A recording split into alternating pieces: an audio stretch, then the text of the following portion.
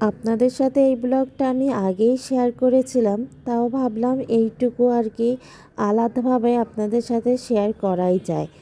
এই যে আমরা সেদিনকে শাশুড়ি বৌমা মিলে একটু বাজারের দিকে গিয়েছিলাম মায়ের জন্য জামাই ষষ্ঠীর শাড়ি কিনতে। তাই আর কি সেটা তো আপনাদের সাথে আমি আগেই শেয়ার করে দিয়েছি। তারপরে আর কি মায়ের শাড়ি টাড়িও আমরা পছন্দ করে কিনে নিলাম।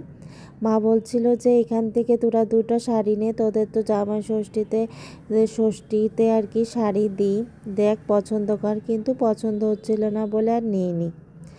আর এই যে দেখতে পাচ্ছেন এইগুলো কিন্তু ম্যাক্সি কাপড় কিনে দিয়েছে মা। সেদিনকে বলছে তোদের ম্যাক্সিগুলো কিন্তু ঘরে পরা জামাগুলো কিন্তু নষ্ট হয়ে গিয়েছে, তোরা এগুলো নে। আমি বলছিলাম প্রথমে নেব না, তারপরেও মা জোর করে আর কি আমাদের দুই বোনের জন্য কিনে দিল। এই যে দেখতে পাচ্ছেন শাশুড়ি বৌমার এই ভালোবাসাটা যেন আমাদের মধ্যে সারা জীবন থাকে, কখনো এই ভালোবাসায় যেন নজর না পড়ে। আগে যখন প্রথম বিয়ে হয়েছে নতুন নতুন, তখন শাশুড়ি মার সাথেই আর কি বেরোতাম, আর কি মার্কেটে যেতাম, শাশুড়ি মার পার্লারে নিয়ে যেত।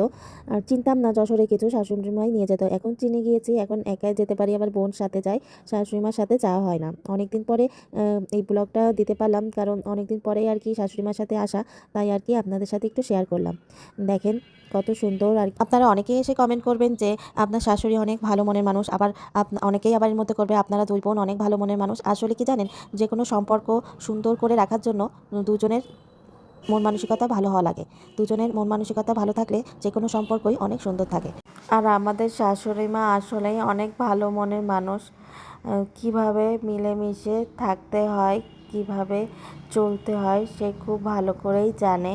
শাশুড়ি মাকে নিয়ে আলাদা কোনোভাবে বলার কিছু নেই, কারণ এই যে দেখতে পাচ্ছেন ভিডিওগুলো তারই একটা প্রমাণ যে সে কতটা ভালো হলে তার পুত্রী বউদের জন্য ম্যাক্সির কাপড় কিনে দিচ্ছে, আর বলছে যে তোদের জামা নষ্ট হয়ে গিয়েছে, এইগুলো পরলে ভালো দেখা যায় না, এইগুলো পর, এগুলো পরলে তোদের ভালো দেখা যায়, তাই আর কি বাজার থেকে জোর করেই কিনে দেওয়া। আমাদের জন্য আপনারা সবাই আশীর্বাদ করবেন, সারা জীবন যেন এমনই মিলেমিশে থাকতে পারি।